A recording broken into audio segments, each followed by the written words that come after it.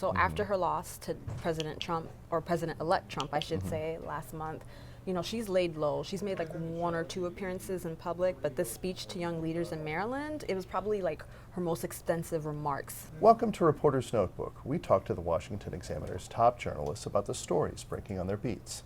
I'm Jim Antle, and I'm joined today by national political correspondent Mabinty Quarshie. Mabinty, we've seen some hot legislating going on in Capitol Hill. Yeah. Paris Hilton's been a real big presence. A lot of political reporters are getting to see a real celebrity have flocked to her. What was she doing? Well, let me just say this. When I was coming of age, Paris Hilton was the reality superstar who was going into clubs and just partying her life away. Yes. Fast forward, you know, maybe a decade or so. Now she's on Capitol Hill. She's been lobbying for her bill that is, you know, aimed to help curb child abuse in youth residential homes. And this is, for her, it's a personal issue. She's been doing this for 3 years. But, you know, when she was 16, she tells us about how she was dragged out of her family home and sent to a residential home in Utah, where she describes being physically, emotionally, and even sexually abused.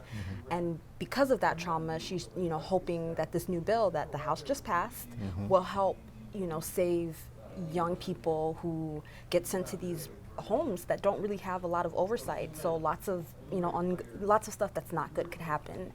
And so Paris Hilton, she was on Capitol Hill this week, where she pushed the House to pass this bill because last week the Senate had passed it unanimously.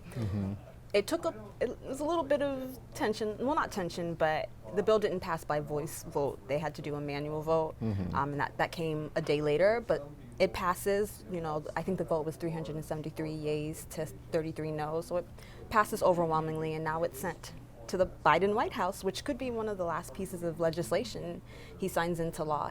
The White House hasn't told us that they're going to do it, but Paris Hilton's spokesperson said they've, you know, had conversations with the White House, and it does seem that they will likely sign it into law.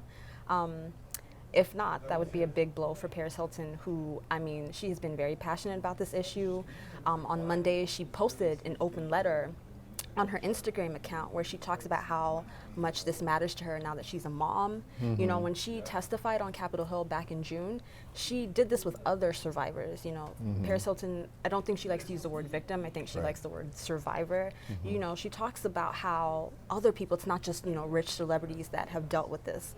Lots of, you know, troubled youth have had to go through these programs where no one knows what's happening. You know, parents don't know. Yeah, they're sort of supposed to be sort of tough love type places to fix problems with at-risk youth, but they're lightly to non-existently regulated, and there have been a lot of reports of problems at them. Yeah, there's even, it's sort of related to Paris Hilton, but there was a story about, you know, kids whose parents just abandoned them at these homes. And, you know, it's very scary if you don't know that, right? Like if you're a parent and you just really need help with your kid, you think you're sending them to this home that'll strengthen them out, and only to find out that they're being, you know, dragged out of their beds in the middle of the night for medical examinations with no sort of oversight. You know, that's a bit traumatic, and Paris Hilton is really trying to, you know, do that work for other young people who have had to undergo these issues. Outgoing Senator Kyrsten Sinema gave her sort of farewell speech on the Senate floor, and she devoted a good part of it to the defense of one procedural maneuver. What was that? Yeah, so Kyrsten Sinema basically spent the majority of her farewell speech talking about preserving the filibuster. Her, along with Senator Joe Manchin, who is from West Virginia, they're both outgoing. They used their farewell speeches to basically tell their fellow Senate members, don't get rid of this. This forces us to compromise. This forces us to work with one another to find solutions. And, you know, Sinema and Manchin, I don't want to be mean, but they've been a bit of a thorn in the Democratic side. There are Democrats who turned independents, though they kept caucusing with the Senate Democrats. But kind of prevented some major Biden agenda items from coming to pass. So they would not vote to get rid of the filibuster to pass voting rights legislation or abortion access. They said this is an important institutional measure of the Senate that needs to be you know, kept even as, you know, the GOP takes over the White House in the 119th Congress. And I should say that, you know, before Sinema spoke, even Senator Majority Leader, who's retiring, Mitch McConnell, he went to the Senate floor to thank Sinema for her work on preserving the filibuster. He's also a staunch supporter, and McConnell has already said that even though, you know, Republicans will take control of the White House, Congress, and have majority control of the Supreme Court. They're not getting rid of the filibuster either. I will say something that I found interesting is that Senator Sinema still took time out of her farewell speech, you know, to urge Republicans not to use reconciliation. You know, she basically called it one-party rule.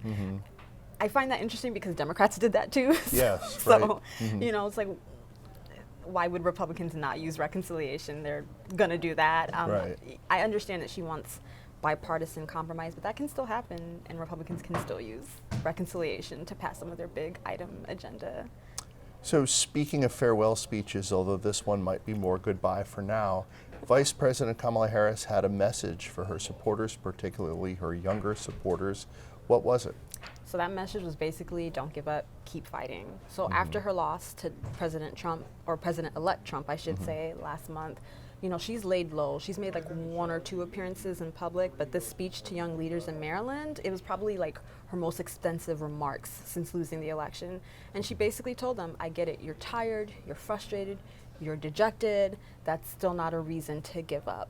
And basically, you know, she told them, and she, during her speech, she never uses Trump's name, but she makes very subtle references. Didn't call him the former and future guy. Exactly, and no 45 and 47th president. But she basically tells them that you can't give up. Progress takes time, it takes decades, if not centuries. And interestingly enough, we don't know what her plans are post-White House.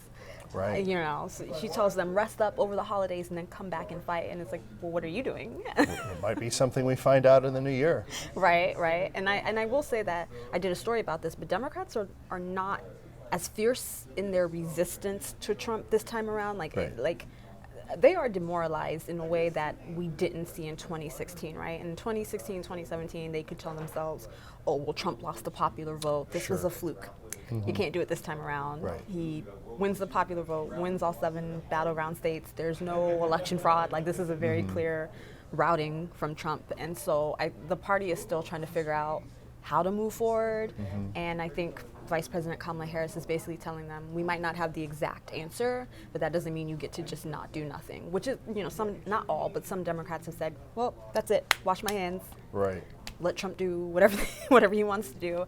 And she's basically telling them, no, actually, you know, take a beat, take a moment, and come back ready to do whatever is needed to be done over the next 2 to 4 years. But they should still wash their hands. They should still wash their hands. Just maybe not of politics. Yeah, and I should say, you know, something she said that cracked the audience up is she made a reference to this joke that went viral when she was running, but she told them, you know, you exist in all the context. So, you know, at least she's making a joke out of her loss. Unburdened by what has been. Exactly. Thank you, Mabinty. Thank you. You can read Mabinty and the rest of our political team's coverage at washingtonexaminer.com.